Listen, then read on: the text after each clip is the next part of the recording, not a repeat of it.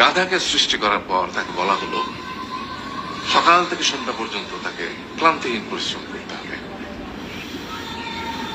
সারা জীবন তাকে পিঠে ভারী বোঝা বইতে হবে, খেতে পাবে শুধু ঘাস, আর তার মাথায় কোন বুদ্ধি থাকবে না। তার আয়ু হবে 50 বছর। গাধা করজোড়ে সৃষ্টিকর্তাকে বলল, আমি এত বছর বাঁচতে চাই না, আমাকে 20 বছর আয়ু দেওয়া হোক। সৃষ্টিকর্তা সেটাই মঞ্জুর করলেন। কুকুরকে যখন সৃষ্টি করা হলো তখন তাকে বলা হলো যে সে হবে মানুষের সবচেয়ে বড় বন্ধু, কিন্তু সে খাবে মানুষের উচ্ছিষ্ট, এবং তার আয়ু হবে 30 বছর। কুকুর সৃষ্টিকর্তাকে বললো, আমি এত বছর বাঁচতে চাই না, আমাকে 15 বছর আয়ু দেওয়া হোক। সেটাই মঞ্জুর করা হলো। এরপর বানরকে বলা হলো, তুমি শুধু গাছের এ ডাল থেকে ও ডালে ঝুল খাবে এবং নানান রকম ফন্দি বিক্রি করে মানুষকে আনন্দ দিবে, তোমার আয়ু হবে 20 বছর।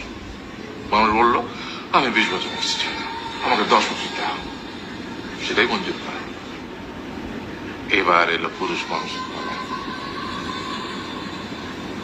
তাকে বলা হলো যে তুমি হলে প্রাণীগুলোর মধ্যে সবচেয়ে বিচক্ষণ এবং বুদ্ধিমান, সেই জন্য তোমাকে প্রাণীদের শিরোমণি করা হবে এবং তোমার আয়ু হবে 20 বছর।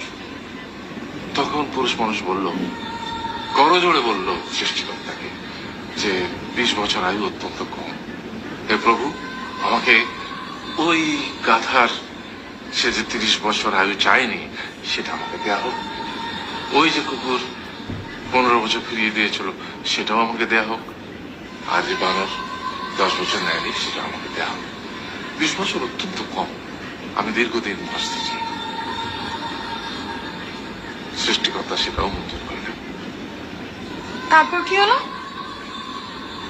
সেই থেকে ছেলেরা পুরুষ মানুষ হিসেবে বাঁচে 20 বছর, তারপরের 30 বছর সংসারের বোঝা পিঠে করে বয়ে বেড়ায়, সেটা কার মতো, গাধার মতো।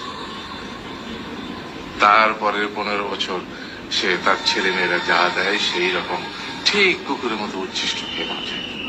আর তারপরে বৃদ্ধ বয়সে ঠিক বানরের মতো, যেমন গাছের এডাল থেকে ওডাল ঝুল খায় বানর, তেমনি এই ছেলের বাড়ি থেকে ওই ছেলের বাড়ি আর নানান রকম ফন্দি বিক্রি করে তার নাতি নাতনিদের আনন্দ দেওয়ার চেষ্টা করে।